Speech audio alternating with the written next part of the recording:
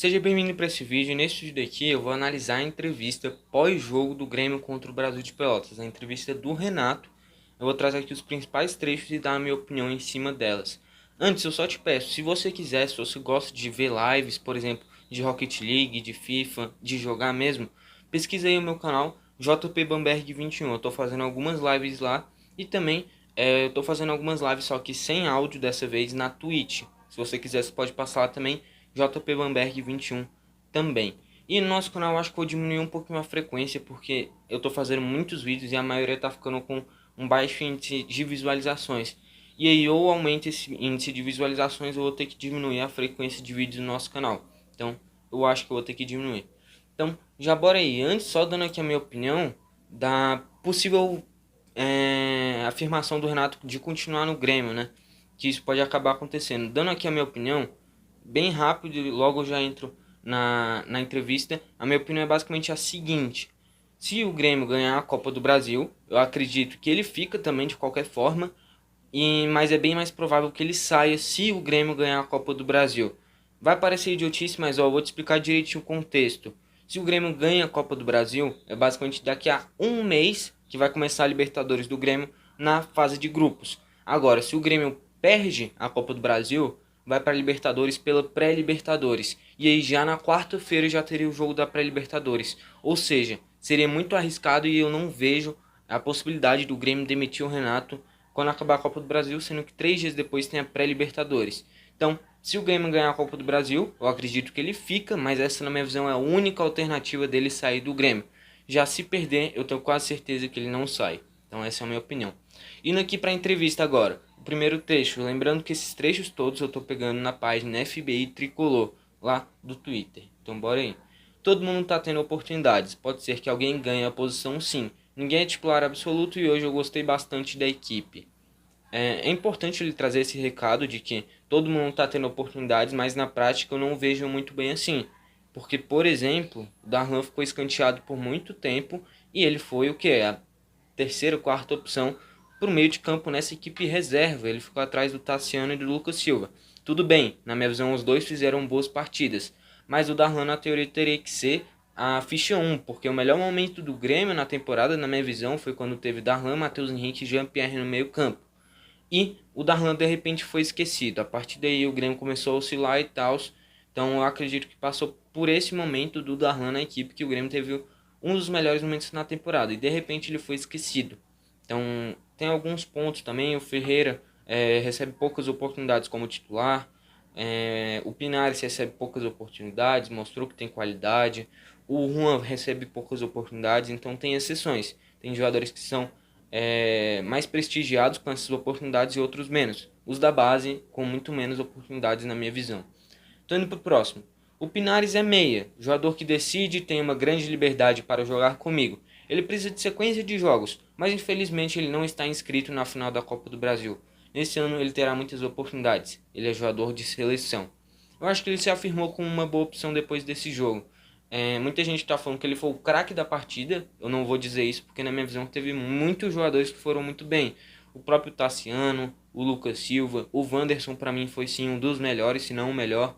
O Pinares muito bem também, o Guilherme Azevedo bem, o Ferreira bem, o Isaac mediano, mas fez o gol dele também. Então muitos jogadores foram bem ao longo da partida. Então eu não diria que ele foi o craque da partida, mas ele foi muito bem. Infelizmente ele chegou fora do prazo de inscrição para a Copa do Brasil, mas a gente tem o Jean-Pierre. O problema não é que o Jean-Pierre é ruim, mas as características não batem. O Pinares é um jogador de intensidade, de força física, de velocidade.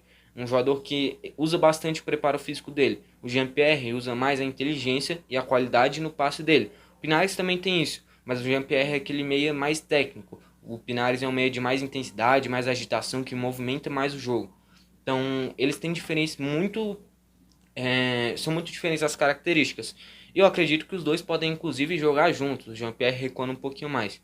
Porém, na Copa do Brasil isso não vai ser possível porque o Pinares não foi inscrito a tempo. Creio eu que ele vai receber muitas oportunidades nessa temporada, por essa reta final, né, muito inconstante ao longo da temporada, a gente não teve nenhuma conclusão, muita gente pedindo ele para jogar com meia direita, não jogou basicamente nenhuma vez desse jeito. Acho que poderia testar ele nessa posição também, não foi possível ainda, mas eu acho que ele ainda vai se destacar bastante pelo Grêmio. E como eu falei, na minha visão, não dá para jogar ele junto com o Jean-Pierre. É isso. Então, indo para a próxima. Essa variante está em todo lugar. O futebol trata de deixar pessoas em casa, ele prende as pessoas em casa, isso é um fato positivo. Hoje o lugar mais seguro é o futebol. Nós somos testados a cada 3, 2 dias. Se sente sintoma, é imediatamente afastado. Ninguém se aproxima dos jogadores, nem torcedor, os seguranças não deixam. Não estamos 100% garantidos. Não pode parar tudo no país. As pessoas não estão perdendo emprego. Cada um tem sua opinião. Isso sobre o Lisca, né, que falou que para ele o futebol tinha que parar, mais ou menos isso, né, reclamando da distância dos jogos e tal. Dando aqui a minha opinião, eu acho que tem que continuar, mas óbvio tem que ter a segurança. E não teve basicamente nenhum caso muito grave de um jogador que pegou a Covid e se deu um problema muito grande. A maioria pega, fica afastado 1, 2 semanas, depois volta ao normal. Não teve nenhum caso grave, pelo menos não que eu fiquei sabendo. Então, até pela imunidade dos jogadores, que eles são muito fortes fisicamente e têm um metabolismo bom, eu acredito que eles têm que continuar, até porque isso prende as pessoas em casa para assistir os jogos. Óbvio, tem algumas pessoas que furam a quarentena, são meio doidinhas e se junta todo mundo para torcer. Eu acho que isso não é o momento certo, eu acho que tem que torcer cada um da sua casa, mas eu acho que tem que continuar, essa é a minha opinião. Então, indo para a próxima, o mais importante no momento é o título. Eu sempre falei para vocês que eu tenho minha direta com o Romildo. A gente sempre resolve em 5 minutos. Essa conversa é somente nós dois. A Copa do Brasil é mais importante. Aí, com essa fala daí, eu acho que reforça ainda mais, né? Eu acho que ele vai ficar. Porque ele fala que em 5 minutos resolve com o Romildo. Isso é verdade. Então, indo para a próxima. Se eu tivesse pensando em dinheiro, teria saído. Já tive umas 3 propostas muito maiores do que tenho aqui e estou feliz aqui. Eu amo o Grêmio. Eu acredito que agora a gente tem que focar um pouquinho mais na visão do Grêmio. Eu acredito que pro Renato tá ótimo. Ele ganha o quê? R$ 1 milhão no Grêmio. Já é um dos maiores salários para treinadores. Eu acho que é o maior, inclusive. Se não for maior, é um dos maiores. Eu acho que o São Paulo ele ganhava mais, mas o São Paulo foi embora também. Então, teve propostas da Arábia Saudita, por exemplo, do Al Ittihad para o Renato, teve o interesse do Galo. Porém, eu acho que tá bom para o Renato ficar no Grêmio. E eu não acho que eu não sei ainda se o Renato é o ideal para o Grêmio. Eu acredito que não, porque óbvio, muita gente vai falar, ele tem que ficar, ele é o estilo do Grêmio, ele que fez o Grêmio começar a jogar assim.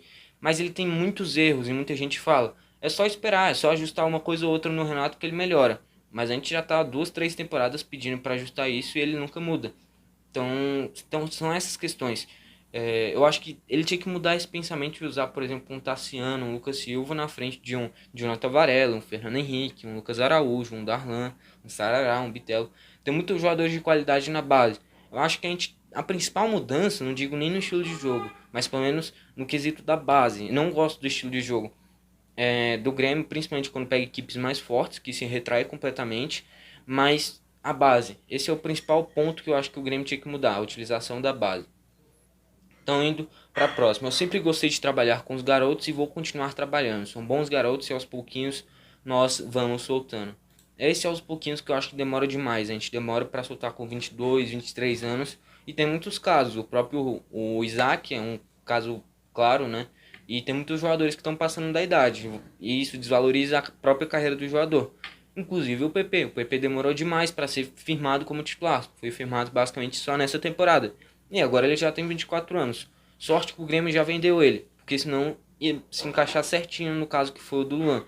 O Grêmio demora demais para revelar os jogadores, tem que revelar eles mais cedo. A maioria dos times revela com 16, 17, 18 anos na equipe principal, inclusive o próprio Inter. E o Grêmio demora demais. Pra gente ver algum jogador da base no Grêmio, o mais jovem, você pode ter certeza, vai ter no máximo 19 anos. Porque a partir daí que o Grêmio começa a soltar na equipe principal.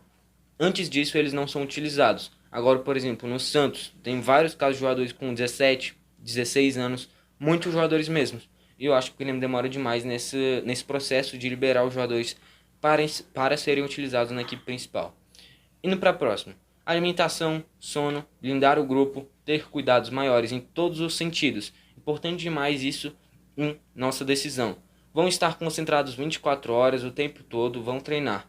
Nós vamos amanhã, treinaremos sexta e sábado E no sábado à noite vamos para São Paulo. Esse daí é o planejamento do Grêmio. Então, indo para o último trecho dessa entrevista, tudo que acontece no profissional tem que ser feito na base. Eu gosto muito de ficar sabendo o que acontece na base. Quando ele erra, é multado. O da base também. Quando está acima do peso, é multado. O da base também. Mas eu acho que esse processo a gente tem que relevar também. Os da base, óbvio, tem que cobrar, mas eu não acho que o ideal seria cobrando multas, por um simples motivo. É a questão do salário. O jogador do Grêmio profissional vai chegar por pelo menos, jogando muito baixo mesmo, 70, 80 mil. Os da base recebem 10, 15, 20 mil por aí, nessa faixa. São valores muito distintos, então acho que essa cobrança de multas deveria ser reavaliada, ou pelo menos você tem que cobrar mais barato os jogadores da base, porque eles vão sentir mais no bolso e isso pode interferir no desempenho deles nos jogos. Então esse quesito da multa eu acho que não pode ser o igual, mas óbvio tem que ter cobrança também.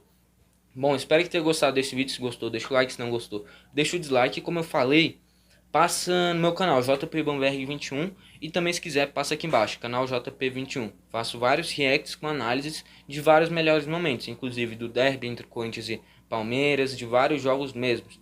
Então, se você quiser dar uma passadinha lá. Bom, foi esse o vídeo e falou.